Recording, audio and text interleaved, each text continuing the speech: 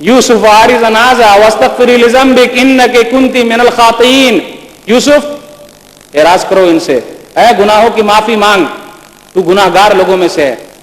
आगे तस्करा हुआ किसका? अगर वो नौजवान बच जाता है, सामने बुराई का मादा मौजूद है लेकिन वो बच गया, अल्लाह ताला दुनिया में भी उसकी सुन लेता है और आखिरत में भी सुन लेता है। दुनिया में क्या, अल्लाह ताला दुआ को कबूल करता है। सही बुखारी किताबुल अदब किताब नंबर 78 हदीस नंबर 5974। 3 इसराइली का वाकया है पुराने जमाने का। उसमें से एक आदमी का वाकया यह है, मेरी चचाजाद बहन थी, मैं उसे बहुत चाहता था, जिस तरीके से मर्द औरत को चाहते हैं, लेकिन कभी वो हाथ नहीं लगी। वही आदमी कहता है, मैंने बहुत कोशिश की लेकिन वो कभी हाथ नहीं लगी। लेकिन एक मर्तबा लगी हाथ कि 100 दीनार आप दे दीजिए, फिर मेरे साथ जो करना है आप कीजिए। 100 दीनार, आगे जुमले पर भी गौर कीजिएगा, 100 दीनार मैं लेकर आया, उसके साथ जिना करना चाहा। औरत इबादत गुजार है, अल्लाह से डरने वाली है। क्या कहा? इत्तक़िल्लाह वला तब्तग़िल ख़ातिमा इल्ला बिहक़्क़ी। ऐ आदमी अल्लाह से डर, क्यों इस्तेमाल कर रहा है गलत तरीके से? उस आदमी ने छोड़ दिया, गलत काम नहीं किया। अल्लाह ताला ने जब दुआ की, जो फंस गया था गार के अंदर, तो अल्लाह ताला ने चट्टान को खिसका दिया। देखा आपने? मिसाली नौजवान कौन है? मिसाली नौजवान तो वो है जो दावत व तबलीग के काम में आगे रहे और दावत व तबलीग का काम जेल खाने में भी जारी रखे। यूसुफ अलैहिस्सलातु वस्सलाम हमारे लिए दलील है। सूरह यूसुफ सूरह नंबर 12 आयत नंबर 39 और आयत नंबर 40। क्या कहा?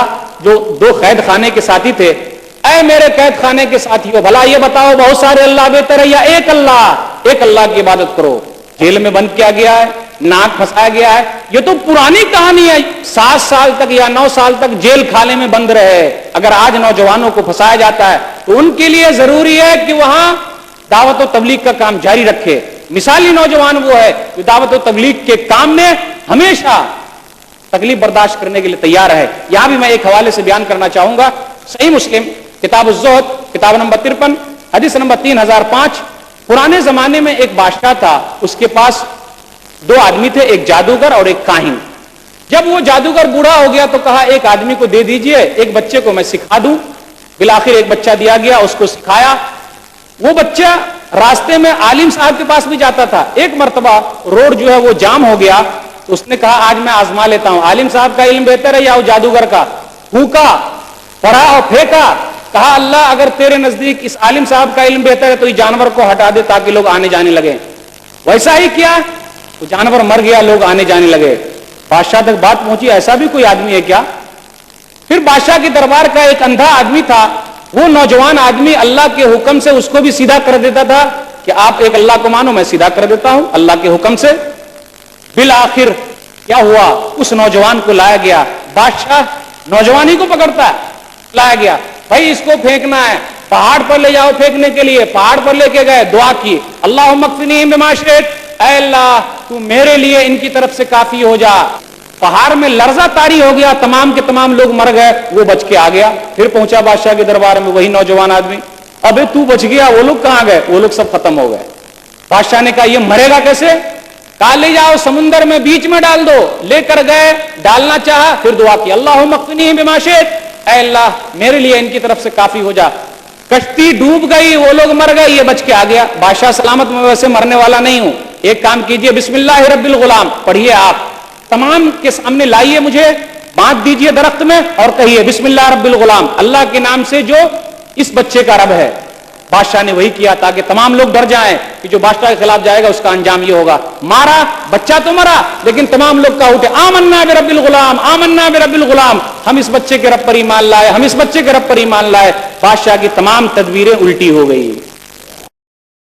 उन्हीं लोगों को उस बादशाह ने आग में जलाया था। वमा नक़मू मिन्हुम इल्ला अय्युमिनु बिल्लाहिल अज़ीज़िल हमीद, सूरह बुरूज सूरह नंबर 85 आयत नंबर 8, कि उन मुसलमानों को क्यों आग में जलाया गया? सिर्फ इस वजह से वो कहते हैं हमारा रब तो अल्लाह है जो गालिब और तारीफों वाला है। मिसाली नौजवान तो वो है जो मुल्क की सियासत में भी हिस्सा ले आ गया है। सूरह यूसुफ सूरह नंबर 12 आयत नंबर 55, यूसुफ अलैहिस्सलातु वस्सलाम ने कहा था ऐ बादशाह सलामत मुझे जमीन के खजाने का मालिक बना दीजिए, तो मुल्क की सियासत में हिस्सा ले। मिसाली नौजवान कौन है? मिसाली नौजवान वो है जो जल्दी शादी का एहतमाम करे, जल्दी शादी करे। सही बुखारी किताब उन निकाह किताब नंबर 67 बाब नंबर 3 हदीस नंबर 5066, یا معشر الشباب من استطاع الباءۃ فلیتزوج فانه اغض للبصر واحسن للفرج ومن لم يستطع فعليه بالصوم فانه له وجاء. اے نوجوانوں کی جماعت، جلدی شادی کرو تمہارے اندر اگر طاقت ہے، کیونکہ اس سے نگاہیں جھکی رہے گی، شرمگاہوں کی حفاظت ہوگی. اور جو طاقت نہیں رکھتا وہ کیا کرے؟ روزہ رکھے، حقوق اللہ کی پاسداری کرے، حقوق العباد کی پاسداری کرے. اس لیے نوجوانوں تیار ہو جاؤ. آئیڈیل بنانا ہے، نمونہ بنانا، بناؤ نبی صلی اللہ علیہ وسلم کو ہر چیز میں. لقد کان لکم فی رسول اللہ اسوۃ حسنہ، سورہ احزاب سورہ نمبر 33 آیت نمبر 21، کہ تمہارے لیے رسول اللہ کی زندگی میں اسوہ ہے. بال رکھنا ہے اس انداز سے رکھو، کپڑے پہننا ہے ویسے انداز سے پہنو. نوجوانوں اٹھو، بغیر اس کے کام نہیں چلے گا. اٹھ باندھ کمر، کیا ڈرتا ہے؟ پھر دیکھ خدا کیا کرتا ہے. سبق پھر پڑھ، صداقت کا، عدالت کا، شجاعت کا، لیا جائے گا تجھ سے کام دنیا کی امامت کا. اٹھیے اور تیار ہو جائیے. میں اپنی تقریر کو نوجوانوں کی دعا سے ختم کرتا ہوں. جو نوجوانوں ہی کی دعا ہے وہ یہ: ربنا آتنا من لدنک رحمہ وہیئ لنا من امرنا رشدا.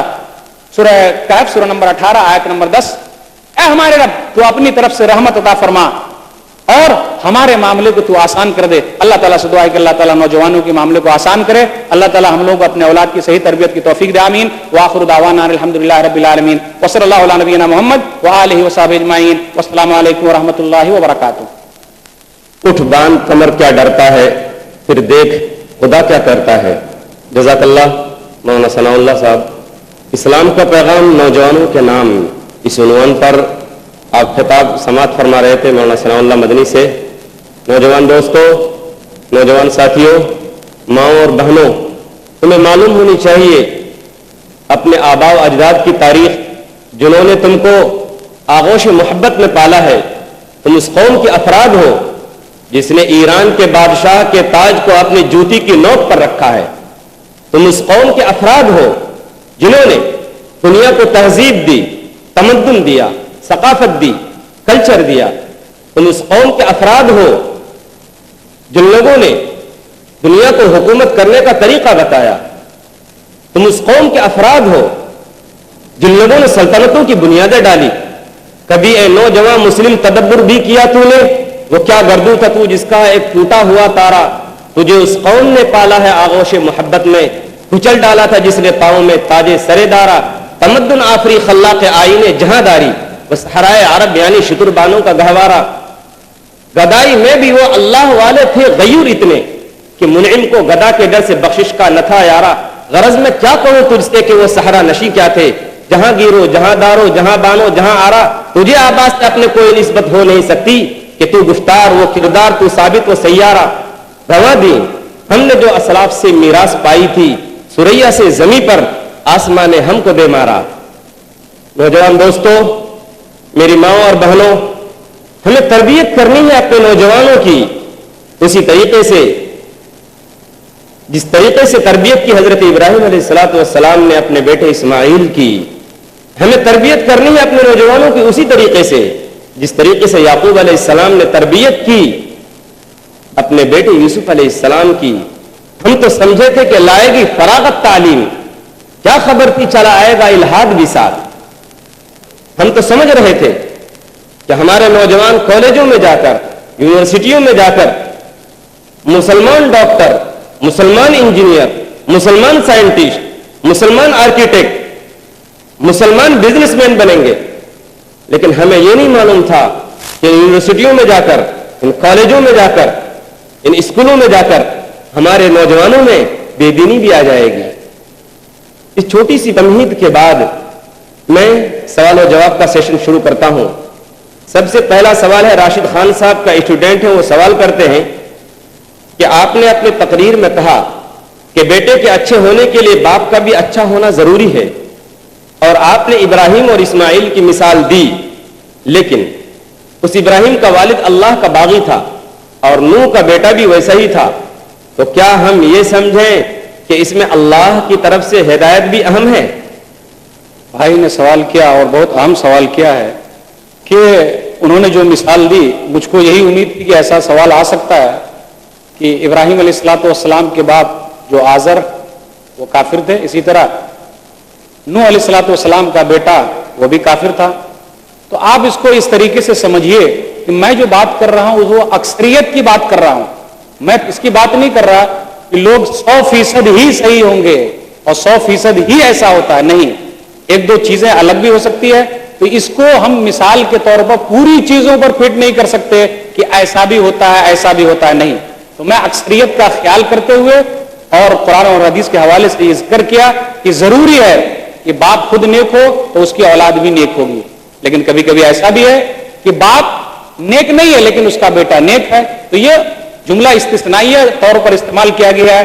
ایسی باتیں آ گئی ہے، اس کو ہم تمام حکموں پر نہیں لا سکتے اور اس کو بنیاد نہیں بنا سکتے. واللہ اعلم بالصواب.